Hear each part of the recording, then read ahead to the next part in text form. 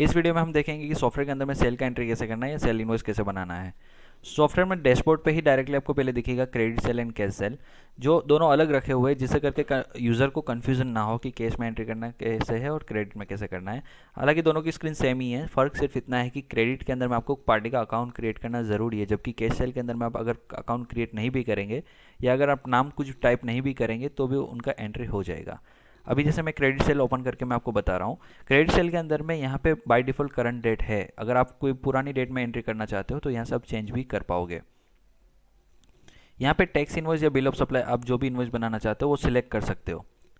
ये invoice serial number है। जैसे इनवॉइस सीरियल नंबर के अंदर में बाय डिफ़ॉल्ट वो 1 से स्टार्ट होता है, लेकिन अगर मान लो आप कोई बीच में से सीरीज स्टार्ट करना चाहते हैं या अगर आप अपने हिसाब से कुछ भी मैनुअल नंबर डालना चाहते हैं तो एप्लीकेशन सेटिंग से आप चेंज कर सकते हो। तो वो आप यहाँ पे कोई भी नंबर डाल पाएंगे, और आगे कोई प्रीफिक्स भी अगर डालना चाहते हो तो प्रीफिक्स भी आप सेट कर सकते हो। ये है कस्टमर नेम कि यहाँ पे ऑलरेडी अगर कस्टमर का आपने अकाउंट क्रिएट किया हुआ है तो लिस्ट में रहेगा ही।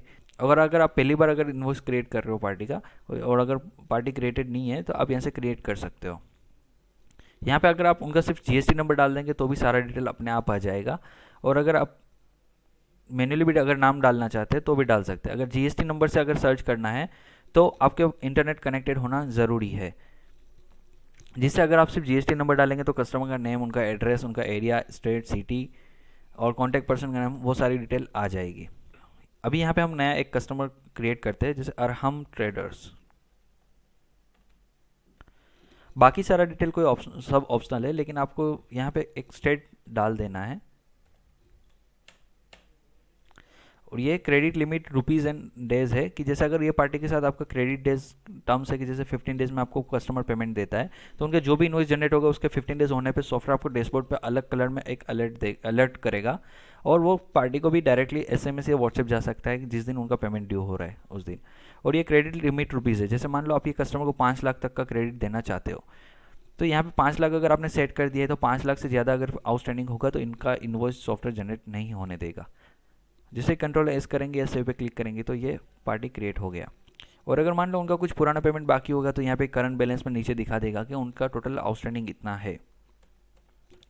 यह है शिपिंग एड्रेस। अगर मान लो कस्टमर का ऑफिस एड्रेस अलग है और शिपिंग एड्रेस अलग है तो आप यहाँ पे उनका एड्रेस भी क्रिएट कर सकते हो, जो प्रिंट में दोनों एड्रेस आपको दिखाएगा।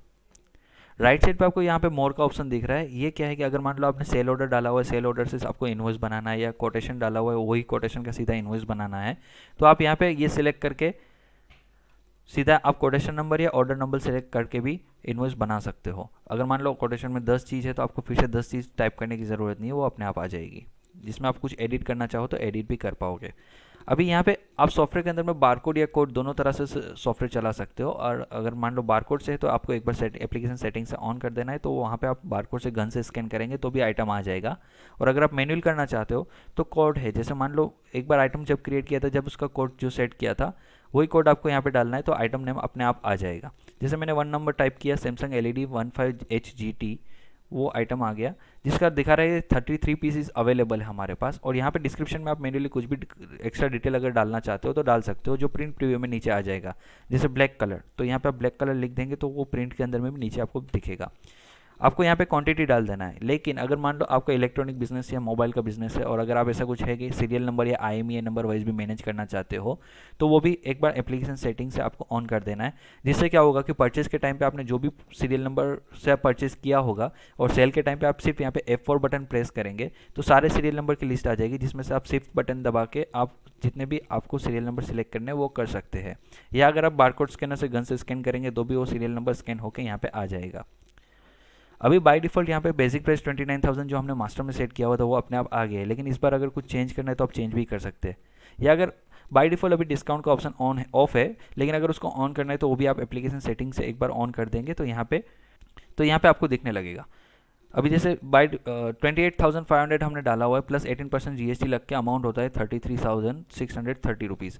लेकिन अगर आप ऐसा चाहते हो कि इसको इंक्लूड GST में अमाउंट में आपको सेट करके रखना है तो वो भी आप एप्लीकेशन सेटिंग से ऑन करके रख सकते हो, जिससे आपको बेसिक प्राइस अपने आप कैलकुलेट हो जाएगा।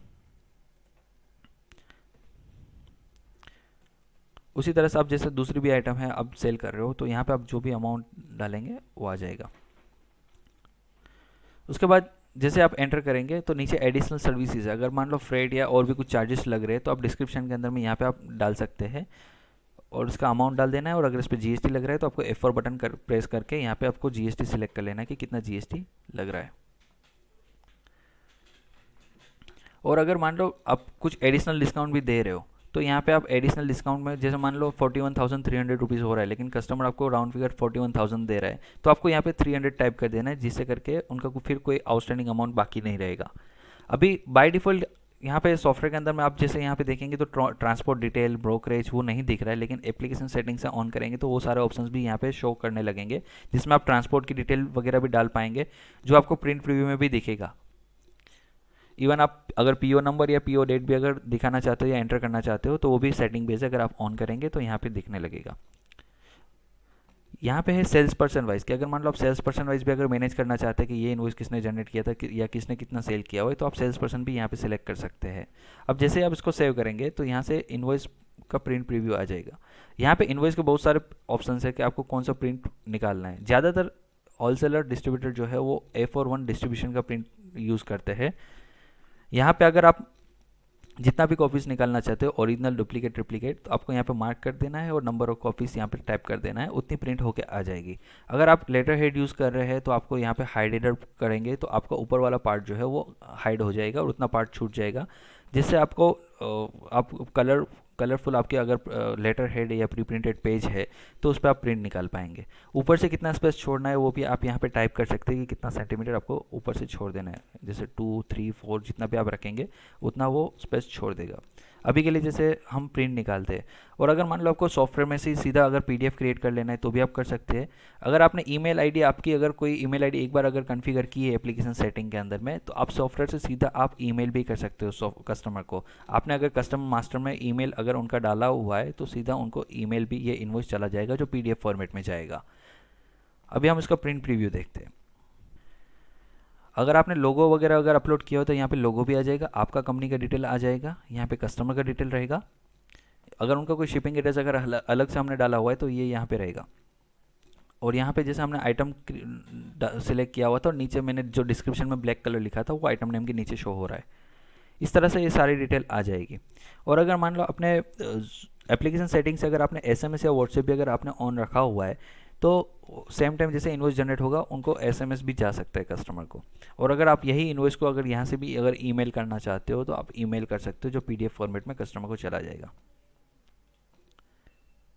Thank you.